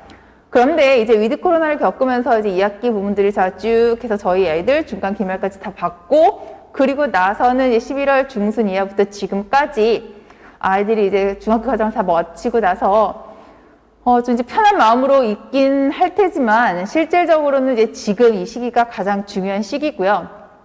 중학교 때 좀 부족했던 것, 영어 하기 싫었던 것, 그다음에 좀 못했던 것 사실은 그건 다 기억 속에서 지워버려도 상관없습니다. 그 중학교 때 모든 과정들을 사실은 이제 1월, 2월 달에 저희가 2달 동안 한꺼번에 확 잡아놓고 그러놓고서는 고등학교 때 저희가 입학을 한다면 실질적으로 우리가 공백을 느끼지 못하고 그래서 고등학교 때 조금 더 편하고 그 다음에 조금 더 열심히 동기부여 가지면서 영어를 할 수 있을 것입니다. 그럼 우리 단소고 우리 내신 분석을 한번 보겠습니다. 자, 우리 이제 어머님들과 그 다음에 뭐 아버님들 마찬가지로 우리 학생들이 우리 학교의 시험은 어떻게 나오는지 사실은 그것이 머릿속에 확 잡혀 있어야 되는 부분인데요. 실질적으로 우리 중학교와 그 다음에 우리 단대 이제 소프트웨어고 이제 시험 출제 경향들을 간단하게 비교를 해보자면 모든 학교가 중학교 때는 교과서 2단원이 기본적으로 공통적으로 들어갔고요. 실질적으로 비율 같은 경우는 60에서 거의 100%까지 교과서 위주로 나갔습니다. 그 다음에 학습지라는 명목으로 시험 범위에 추가가 되긴 했지만 그 학습지도 대부분 교과서 연계적인 뭐 영영 단어라든지 아니면 교과서에 대한 정말 말 그대로 워크시트로 정도로 나가는 부분이었기 때문에 실질적으로는 사실 교과서 2과만 나간다고 볼 수도 있는 거고요. 그리고 학교별로 조금 다르지만 외부 지문이 들어간다 할지라도 패러그래프가 뭐 한두 단락에 많아봤자 10줄 이상 넘어가지 않는 외부 지문이 2개에서 3개 정도가 나가는 이게 시험 범위라고 말할 수 있었습니다. 근데 이런 것들도 보면 단순 암기를 하든지 아니면 문법적으로만 아이들이 바짝 한 3주 정도만 열심히 공부를 하면 되는 부분이었고요. 그렇지만 사실은 이거조차도 아이들이 영어 같은 경우가 힘들게 지나가는 지나가는 학생들도 많았을 것입니다. 근데 우리가 고등학교로 넘어가니 교과서가 2단원으로 들어가는 것, 똑같이 2단원 들어가는 건 맞는데 우리 학교가 지문의 길이가 중학교 교과서와는 다르게 기본적으로 2배 이상이다 라는 걸 알고 계셔야 되고요. 두 번째로 EBS에서 나온 올림포스가 있는데 그 올림포스 사실은 1, 2로 나뉘어지는데 저희 단소 같은 경우는 올림포스 2가 들어갑니다. 자, 여기에서 한 4단원, 즉 16개 지문이 늘 고정적으로 들어갔습니다. 그리고 그 외에 자, 오늘이 2021년도니까 21년도 모의고사고 내년에 우리 학생들 같은 경우는 22년도 모의고사가 들어가겠죠. 그래서 내년도에 볼 그 모의고사 지문이 선별돼서 최소 4개, 그 다음에 6개. 이제 어느 정도 한 4개 지문으로 볼 수 있긴 할 텐데요. 이 4개 지문이 시험 범위에 들어갑니다. 그러면 겉으로 외관성으로 봤을 때도 시험 범위가 2배가 아니라 3배 정도, 4배 정도 사실은 넘어간다는 것을 아실 수 있을 것입니다. 교과서 2개 지문, 어쨌든 길다고 하더라도 내용이 2개 쪽일 거고요. 지문이 그래도 총 4개밖에 들어가지 않았던 게 실질적으로는 뭐다? 지문이 22개 지문으로 늘어난다. 그만큼 학생들이 공부해야 되고 준비할 부분들이 굉장히 많이 늘어난다는 걸 알게 되실 건데, 교과서 외에 사실은 모의고사나 올림포스는 다 수능 지문이기 때문에 실질적으로 내신을 공부하게 되면 같이 병행하면서 수능 공부까지 될 수 있구나. 그래서 일거양득이니 실질적으로 저희가 지금 방학 동안에는 EBS나 아니면 기출, 올해나 작년도 기출 문제를 쭉 한번 풀고 분석하고 거기 있는 단어를 외움으로써 수능 공부와 함께 내년도 우리 학교 내신, 내년도 중간 기말 1학기, 2학기 이 과정들을 확실하게 그 2마리 토끼를 다 잡을 수가 있을 것 같다라고 말씀드릴 수 있습니다. 자, 그러면 내신 요양부의 출제 경향을 한번 보겠습니다. 자, 객관식은 20문항이고요. 서답형 즉 서술형이라고 하는 거는 8문항이 들어가는데 8문항 중에서 4문항은 듣기 지문으로 선별이 돼서 서술형이 4가지가 들어갑니다. 자, 그럼 듣기 내기가 서술형으로 나오는데 어머, 이건 무엇일까라고 할 수 있는데 딕테이션이나 받아 쓰는 것이 아니라 듣기 지문을 가지고 순서 배열한다든지 그 내용을 요약하는 그런 형식으로 들어갈 거고요. 객관식과 서술형 이렇게 28문제 100점 만점으로 되겠습니다.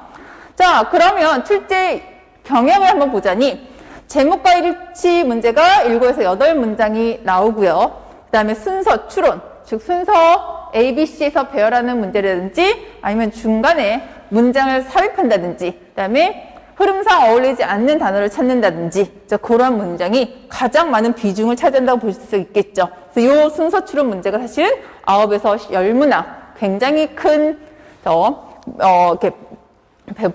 굉장히 큰 그 점수를 차지하고 있고요. 그 다음에 영작. 서술형에서 아까 말씀드린 것처럼 서술형 8문항 중에서 4문항은 듣기에서 4문항은 다 전체 영작에서 나옵니다. 그리고 그 외에 문법에서 3문항 정도 나온다고 볼 수가 있고요. 듣기 4문항은 다 아까 말씀드린 것처럼 서술형으로 다 늘어가게 되어 있습니다. 자, 중학교 때까지는 사실은 문법이 굉장히 중요했고요. 문법 문제가 굉장히 많았습니다. 근데 저희 학교로 넘어오니 사실 문법 문제가 3문항으로 사실은 비율적으로 봤을 때는 가장 적다는 것을 알 수 있으실 텐데요.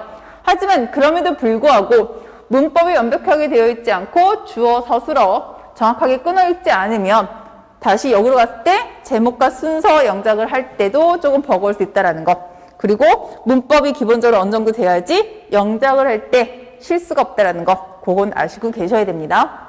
그래서 가장 중요한 거, 이러한 식으로 우리 학교가 시험이 나오는구나. 그럼 가장 중요한 것은 뭐냐면 우리가 기본적으로 해야 될 20 지문에, 즉 20개 지문의 수능 지문과 교과서 2개에 대한, 2단원에 대한 내용 파악이나 흐름 파악은 완벽하게 되어 있어서 적어도 우리가 제목이라든지 순서에 대한 만큼은 익히고 들어가야겠죠.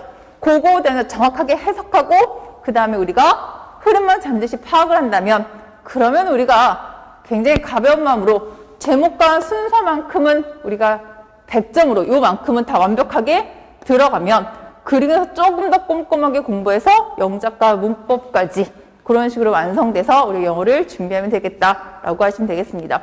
내가 영어가 불편했고 영어가 하기 싫고 영어가 힘든 친구들은 그래도 해석은 해봐야 되니까요. 지문이 익숙은 해줘야 되는 거니까 기본적으로 내가 어디에 부족한가 모든 걸 다 맞추고 모든 걸 다 준비하려고 하기보다는 스텝 바이 스텝으로 처음에는 어떤 순서대로 제일 비중이 높은 순서대로 저희가 포커스를 맞춰서 내신을 준비해가고 그러면서 성적이 좀 나오면 거기에 대한 동기부여로 아이들이 조금 더 욕심이 생겨서 하다 보면 전반적으로 아이들이 좀 더 골고루 모든 걸 소화하고 그다음에 준비할 수 있는 것들이 이런 식으로 단계별로 확장해 나가고 아이들의 실력이 향상과 그다음에 아이들이 자신감이 높아간다는 걸 옆에서 학부모님들이 느끼실 수 있을 것입니다.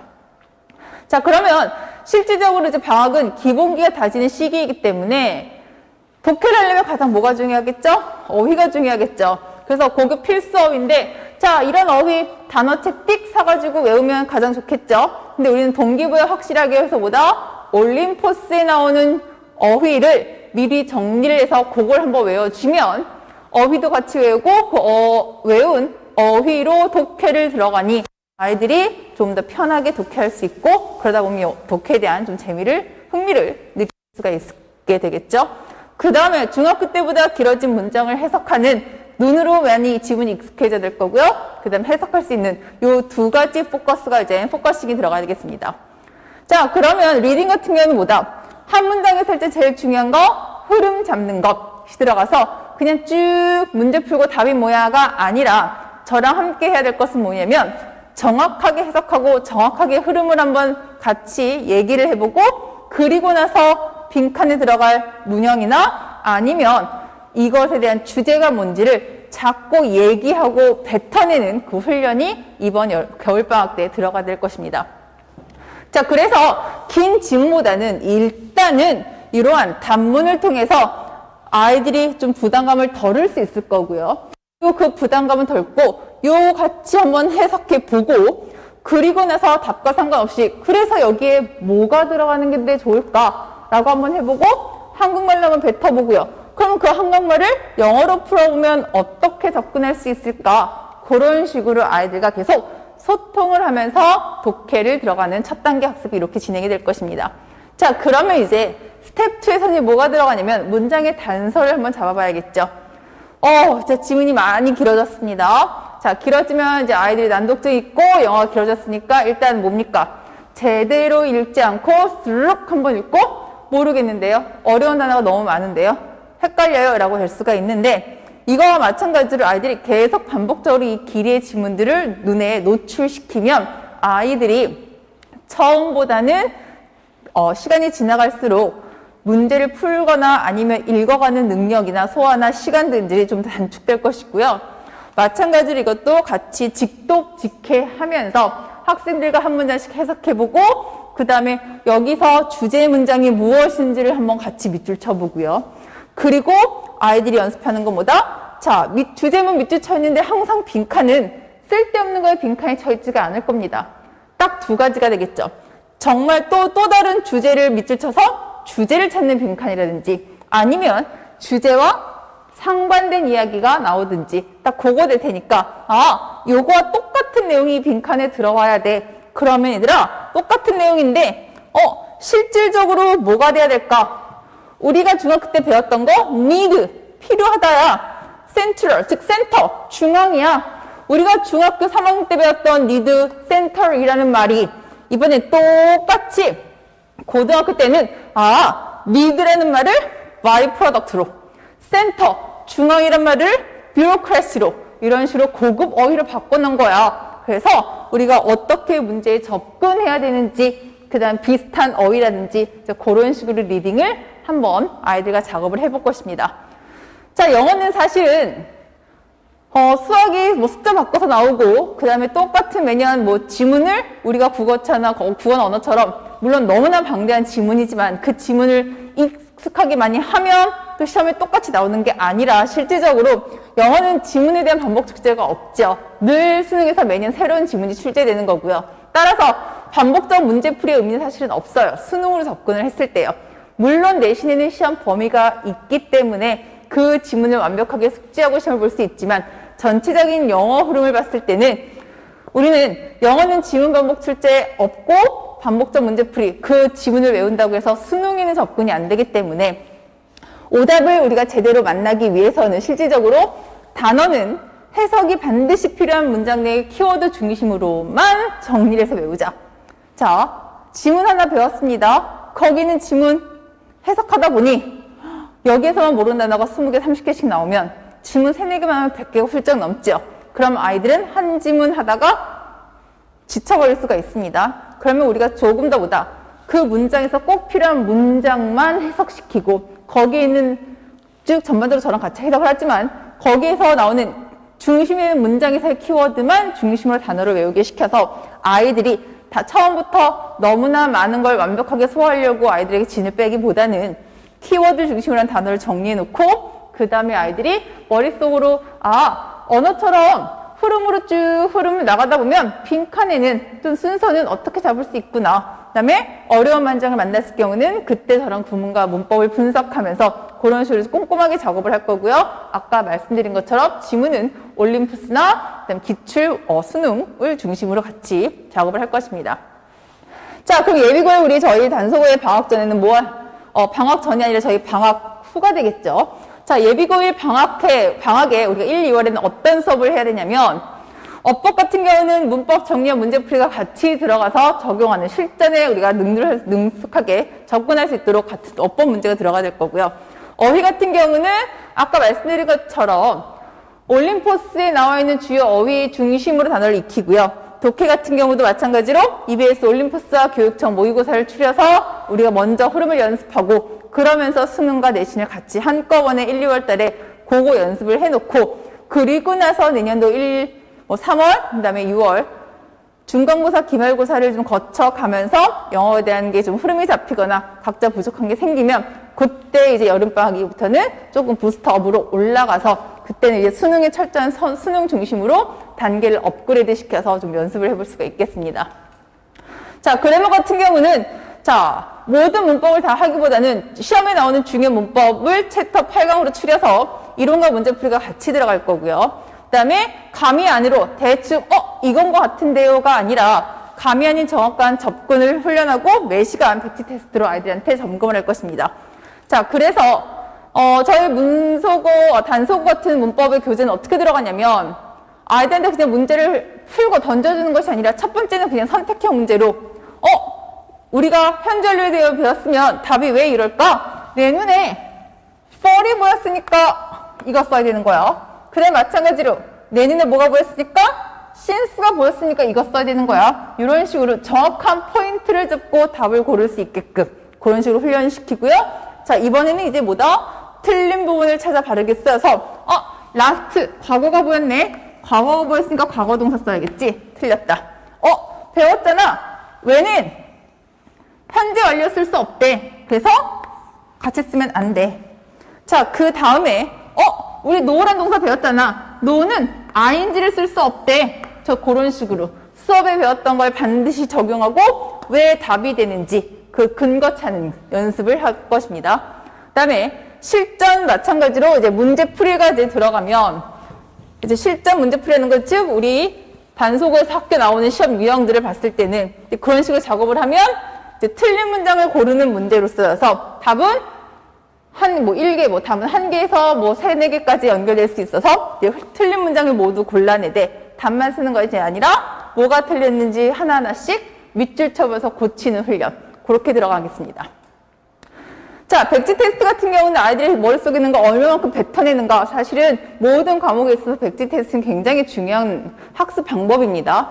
형식을 배웠으면 자, 1형식에서 공식은 무엇이고 포인트 알려준 수동태 불가동사, 의미가 달라진 동사 분명히 수업 시간에 했는데 이게 뭔지 정확하게 아이들한테 얼마만큼 머릿속에 있는 걸 정리화시킬 수 있는지 그런 식으로 아이들한테 백지 테스트를 볼 것이고요. 처음이니까 아이들한테 저렇게 이런 식으로 소대목을 달라놨지만 좀 시간이 지나면 백지 던져주고 네 머릿속에 있는 거 한번 싹 정리해봐. 놓친 건 선생님이 메이크업 해줄게. 그리고 또 다시 한번 보고 그런 식으로 계속 훈련해 나가는 훈련이 나가면서 아이들이 머릿속에 있는 거 놓친 부분들 계속 채워주는 훈련이 들어갈 것입니다.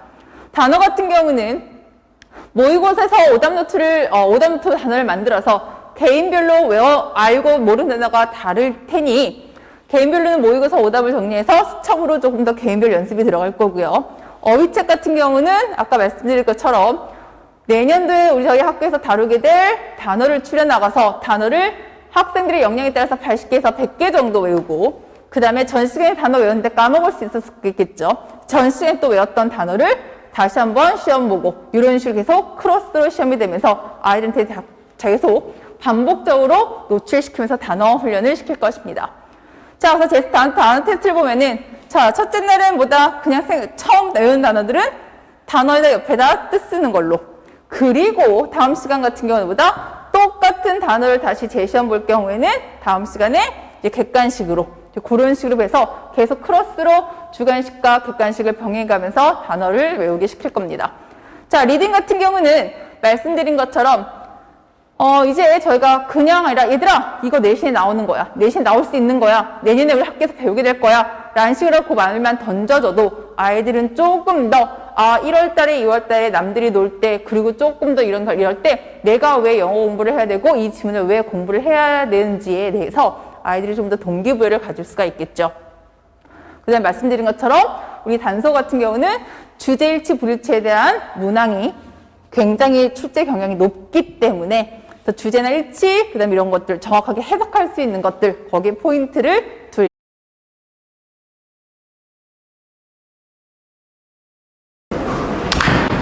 네, 안녕하세요. 인사 먼저 드리겠습니다. 대치메카에서 단속어 수학을 담당하고 있는 신명진이라고 합니다.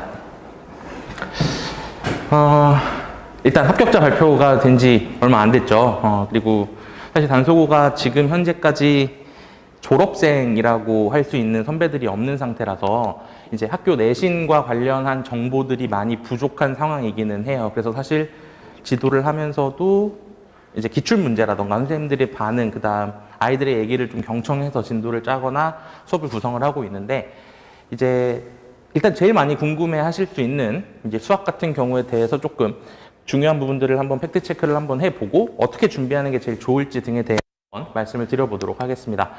일단 단속어 수학 내신의 특징을 좀 간략하게 정리를 좀 해보면, 문제 구성은 조금 바뀔 수 있습니다만 객관식이 17문항, 서술형이 5문항 정도 출제되는 경향을 보이고, 이때 서술형 5문항의 배점이 생각보다 굉장히 크다라는 걸 확인하실 수 있죠. 그러니까 사실상 비율로 따지면 거의 2배가량의 점수를, 문항당 점수가 서술형 점수가 2배가량 되기 때문에 이 서술형 문항을 잘 극복해내는 것이 실제적으로 고득점을 받는 지름길이다, 이렇게 보시면 될 것 같고요. 그렇다고 해서 이 서술형 문항이 엄청 까다롭거나 다른 일반고들처럼 고난도 문항을 얼마나 잘 풀어내는가를 보는 형식이 전혀 아니에요. 전혀 반대로 조금 이따가 설명드리겠지만 표준 유형을 주로 출제하기 때문에 어떻게 대비하느냐에 따라서 차가 굉장히 클 수 있다, 이렇게 봐주시면 될 것 같고요. 그 다음에 학교, 사실 제가 단속어 수업 준비를 하면서 해마다 학교에서 얘기하는 홍보 자료나 그 다음 학교에서 얘기하는 진학 설명회, 그 다음에 학교에서 실제로 진행했던 대입 관련 이슈 정리한 팩트들, 이것들을 주로 참고를 하게 되는데, 단속어는 이번 학년도 같은 경우도 신입생 모집을 할 때부터 애초에 대놓고 공지를 했습니다. 우리 학교는 수학은 수능식으로 출제를 할 거다. 근데 이 수능식이라는 말이 이제 조금 잘못 이해하시면 고난도 문제도 막 있고 모의고사 스타일로 막 나오고 뭐 이런 형태를 생각하시기 쉬운데, 사실 아직은 잘은 모르겠어요. 왜냐면 올해 거가 아직 진행되지는 않았으니까, 이제 내년 거죠. 내년 거가 진행되지는 않았으니까 대신 참고해 보실 만한 자료들이 될 것 같아서 팩트들을 조금 전달을 드립니다. 일단 표준 유형이라고 얘기하는 거 조금 이따가 설명을 드릴 텐데, 표준 유형 출제율이 80% 이상입니다. 그리고 이제 가장 중요한 건 난이도가 조금씩 상승 중에 있다는 게 특기할 만한 사항이에요. 관련된 이슈로는 단대부고 쌤들 중에 몇몇 분들이 작년 그리고 올해에도 단속으로 넘어가고 계십니다. 같은 재단이니까 충분히 가능한 얘기죠. 근데 문제는 이 단대부고 같은 경우가 학교 특성 자체가 내신 자체가 원래 굉장히 까다로운 학교입니다. 그리고 고난도도 굉장히 즐겨내는 편이고 모의고사 기출 변형도 굉장히 깐깐하게 하는 편이기 때문에 해당 학교 쌤들이 단속으로 넘어가고 있다는 것은 사실 학교 유형에 따라서 어느 정도 또 당연하게 보여지기도 해요. 아무래도 이과적 성향을 강하게 가진 아이들이 많이 모이는 학교이고, 그리고 그 학교 내에서 줄 세우기를 하긴 해야 하고, 물론 학교 초창기에야 난이도를 조금 쉽게 내면서 어느 정도 아이들의 밸런스를 조율한다고 치지만 해봤더니 역부족이라는 판단을 하고 있는 것 같다라는 게 제 개인적인 판단이고요. 그렇기 때문에 고난도 문제를 출제할 수 있는 쌤들을 보내서 얼마든지 아이들의 밸런스에 맞게끔 난이도를 조절하겠다 같은 경향으로 읽혀지고 있습니다. 그 다음 수능식 출제 경향이라고 한다면 이제 이게 모의고사 문항 스타일로 나온다라는 맥락으로 이해하시기 쉬운데, 그런 느낌이 아니고 중요한 것이 많이 나오고 지역적인 거, 어쩌다 한번 쓰는 거, 수능에 다루지 않는 내용들은 1학년 수업에서도 과감하게 생략되는 모습을 확인할 수 있습니다. 실제로 문항들이 일단 2020, 2021 기출 전부 다 확인을 했을 때 제가 뭐 사실 수학 특성상 문제를 보여드려도 제가 드릴 말씀이 조금 쉽지는 않아요. 그래서 그냥 문항을 소개하지는 않고 그냥 말씀으로 전달을 드릴 건데 중요한 것들, 그러니까 말 그대로 2학년 수학, 3학년 수학에서 사용하게 되는 스킬들 위주로 출제가 되고 있다라고 봐주시면 될 것 같습니다. 즉 중요한 게 많이 나온다. 그러니까 그것들을 어떻게 준비하느냐가 일단 첫 번째 관건이다라는 거고 1등급 컷 같은 경우는 사실 아직 뭐 통계 자료가 조금 유의미하진 않기 때문에 그냥 참고적으로만 봐주시면 좋을 것 같고요. 대신 중요한 것이 많이 나오는 시험의 특성상 그 중요한 문제들을 어떻게 효율적으로 접근하고 그 다음에 개념과 엮어서 어떻게 도구적으로 잘 정리했느냐가 등급의 건수를 가른다. 이렇게 보시면 될 것 같습니다. 그 다음 또 하나 특기할 만한 사항이 이제 아이들이 1학년 들어가게 되면 처음 보는 중간고사가 1학년 1학기 중간고사죠. 생각보다 진도가 굉장히 빠른 편입니다. 보통 1학년 1학기 중간고사에서 많이 나가봐야 2차 방정식과 2차 함수 정도까지 보는 게 일반적이에요. 그 뒷부분에 나오는 고차 방정식과 여러 가지 방정식은 보통은 출제하지 않습니다. 왜냐면 거기까지 진도 나갈 시간이 많지 않아요. 그런데 단소 같은 경우는 2년 연속 일단 거기까지 출제를 했습니다. 그러니까 학교에서 전반적으로 보고 있는 느낌이 거기까지를 중간고사 범위로 잡는 느낌이다. 얘랑 비슷합니다. 단대부고랑 좀 비슷한 형상이 있고 따라서 중간고사 범위가 많기 때문에 방학을 굉장히 밀도 있게 보내주셔야만 효율적 대비가 가능하다. 그리고 빠짐없이 중요한 거 빠짐없이 여러 차례 반복해서 체화시켜 놓는 게 무엇보다 중요하다. 그래서 전반적인 학습량이 3배 이상이다. 중학교 때랑 대비해서 3배 이상의 학습량을 보인다라고 봐주시면 될 것 같고요. 그리고 사실 이건 이제 학생마다 조금 편차가 있기는 합니다. 사실 객관적인 제 입장에서 봤을 때 지금 현재까지 나왔던 2020과 2021 단소고 문항의 경우는 시간 부족을 호소하기가 쉽지는 않은 시험이었으나 아이들 같은 경우에는 사실 수학만 하면 되는 게 아니라 학교 특성상 이제 좀 낯선 것들을 해야 하죠. 뭐 프로그래밍이라던가 뭐 논리 회로라던가 뭐 이런 것들을 시험을 1학년 때부터 보기 때문에 해당 과목들은 사실 아이들이 이제 그 전에 사전에 접하기가 조금 어려웠던 과목들이에요. 그래서 상대적으로 수학 학습에 시간을 많이 쏟지 않는 경우들이 대부분이었고 그렇기 때문에 발생하는 게 실수, 알았는데 틀렸어요. 또는 고민하다 보니까 시간이 좀 모자랐어요 라고 얘기하는 학생들이 은근히 발생을 합니다. 그래서 해당 것들에 대한 대비도 조금 철저하게 하는 게 중요하다. 이렇게 단소고 수학을 한 번에 정리할 수 있을 것 같습니다. 일단 요 정도 특징이라면 이제 준비를 어떻게 해야 되냐가 여기서 답이 나올 텐데 일단 간단하게 정리를 해서 말씀드릴게요. 결정적 차이점 일단 첫 번째 표준 유형 출제율이 80% 이상이다. 자 이제 표준 유형에 대한 얘기를 조금 드려볼 텐데 표준 유형이라고 하면 이렇습니다. 정석으로 따지면 실력 정석에 있는 기본 문제나 필수 문항 같은 것들을 얘기해요. 다른 문제로의 파생이 쉽고 그리고 개념을 한 단계 압축시켜서 얘 자체를 도구로 사용하는 문항들이에요. 그러니까 예를 들면 어떤 점과 어떤 점 사이에 이르는 거리가 같다. 이 조건은 원래 개념적으로만 접근하면 이 점과 이 점에 이르는 거리가 같습니다. 그러니까 어떤 점이 여기까지의 거리랑 여기까지의 거리가 같다. 이렇게 잡고 식을 세워서 풀어야 되는 문제입니다. 근데 이게 정리하다 보면 결국에는 이 점과 이 점을 잇는 선분의 수직 이등분선이라는 결론이 나와요. 그러니까 얘를 보고 그냥 그 생각을 해야 되는 거죠. 이 점까지 이르는 거리가 같아? 그럼 이 점은 이 선분의 수직 이등분선 위에 있는 점인가 보다. 라는 식으로 해석할 수 있게끔 연습이 되어야만 빨리 풀리는 문제들을 표준 유형이라고 봅니다. 이런 표준 유형 출제율이 80% 이상이기 때문에 배운 만큼 성적이 나오는 구조라고 보시면 되고 연습한 만큼 역량과는 또 조금 관계없이 고득점을 충분히 노려볼 수 있는 시험이다. 이렇게 정리할 수 있을 것 같고요. 심지어 서술형마저도 이 표준 유형에 한해서 출제되고 있는 현상을 볼 수 있기 때문에 이제 물론 꼼꼼한 채점이 들어가는 게 서술형의 특징이기는 하지만 많이 연습한 만큼 점수로 바로바로 반영된다. 이렇게 봐주시면 될 것 같습니다. 그래서 제일 중요한 게 방금 말씀드렸던 것처럼 이 표준 유형을 잘 대비할 수 있게끔 개념을 잘 묶어서 방금 말씀드린 것처럼 점과 점 사이 그럼 수직 이등분선 같은 느낌으로 받아들이는 개념을 도구처럼 정리해 놓는 연습이 필수적이다. 그래서 개념의 도구화를 정복해야만 고득점이 가능하다. 이렇게 봐주시면 될 것 같고요. 그다음에 단순 고난도 문제풀이는 의미가 없는 것 같습니다. 적어도 단소고 내신을 위해서는. 사실 수상하 같은 경우가 어렵게 나오려면 정말 어렵게도 나올 수 있는 파트예요. 수학의 기본을 다루는 단원들이고 조금 더 난이도를 높이면 바로 경시대의 문제로도 업그레이드가 가능하고, 실제로 몇몇 고등학교들에서는 실제 모의고사 말고 경시대의 기출문제를 살짝 다운그레이드 시켜서 출제하기도 하고요. 특히나 인수분해 같은 경우 어렵게 나오면 저도 당황할 정도로 어려운 문제들이 간혹 보이기는 하거든요. 그런데 적어도 단속어 대신에선 그런 건 출제하지 않겠다가 핵심 파트라고 보시면 될 것 같습니다. 그냥 단언하던데 안 나올 거예요. 아예 학교에서 수능식 출제를 강조하고 있고 선배들 얘기를 들어봐도 해당 문제들은 선생님들이 별로 중요하게 보지 않습니다. 수능이 안 나오는데 그걸 왜 해? 같은 맥락으로 다루기 때문에 나올 만한 것들 위주로 유형별 학습을 꼼꼼하게 해놓는 것이 또 다시 한번 고득점의 지름길이다. 이렇게 정리해서 차이점을 좀 비교해 드릴 수 있을 것 같습니다. 그러면 이제 어떻게 준비를 해야 되느냐에서 이제 제가 어떻게 준비를 시킬 건지에 대한 얘기를 좀 드려볼게요.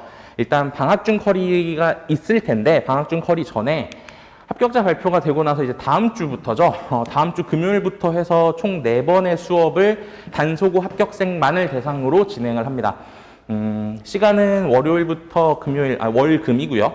이제 금요일 날 시작한다는 거 조금 참고해 주시면 좋을 것 같고, 이때 4시 반부터 7시 반이고 7시 반 이후로 조금 더 늘어질 수는 있습니다. 이제 아이들 성취도에 따라서 질문을 받는 시간이나 이런 것들이 추가될 수 있기 때문에 해당 부분은 조금 감안해 주시면 좋을 것 같고, 이때 뭐 할 거냐면 수학 상에서 제일 중요한 4개 파트가 있습니다.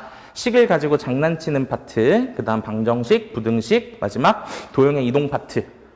이제 도형의 이동을 가장 많이 아이들이 까다로워하는 게 이제 이 도형의 과 원이 섞였을 때가 이제 아이들이 많이 어려워하게 되거든요. 그래서 이 파트들을 각각 나눠서 총 4회에 걸쳐서 핵심 파트 4가지를 먼저 우선 정리를 합니다.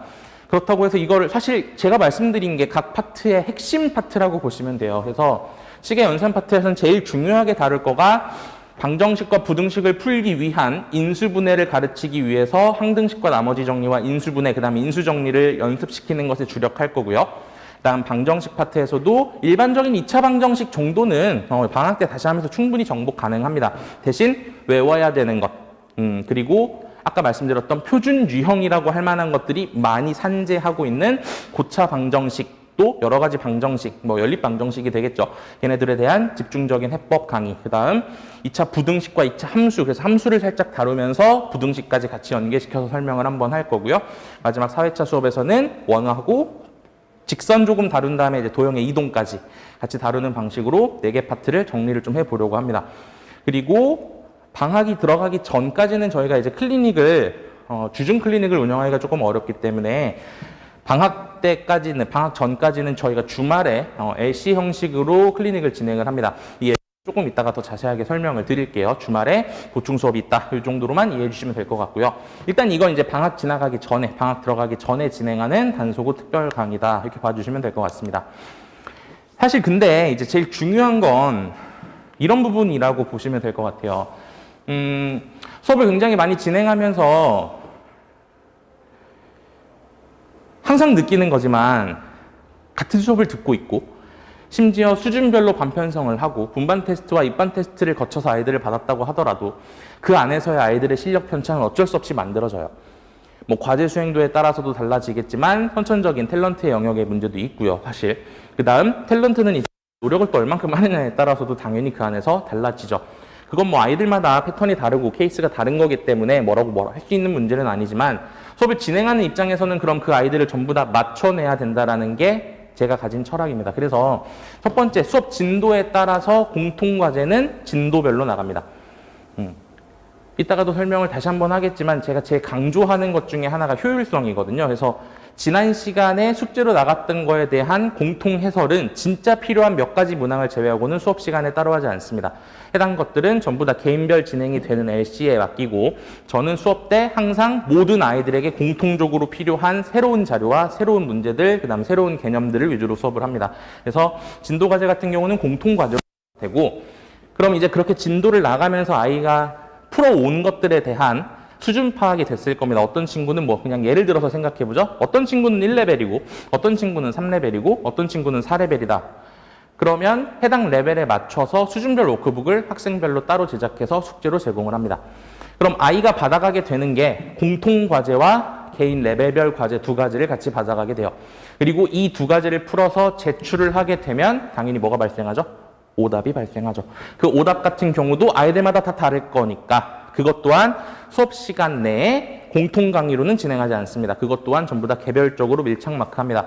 개인별 오답 유형 따로 만들어서 내보낼 거고 이 개인별 오답 유형에 대한 질문을 아까 말씀드렸던 이 주말 LC에서 진행한다. 방학 중에는 이게 월수금으로 시간 이동해서 오전 9시부터 밤 10시까지 열리게 됩니다. 9 to 10 형식으로 운영을 하게 될 거고 항상 오픈되어 있을 거기 때문에 뭐 일정만 허락한다면 그래도 의지가 있다면 그리고 아까도 말씀드렸지만 밀도 있는 학습이 이번 방학은 굉장히 중요할 거라고 말씀드렸죠. 특히나 중간고사 범위가 좀 많을 거라고 말씀을 드렸어요.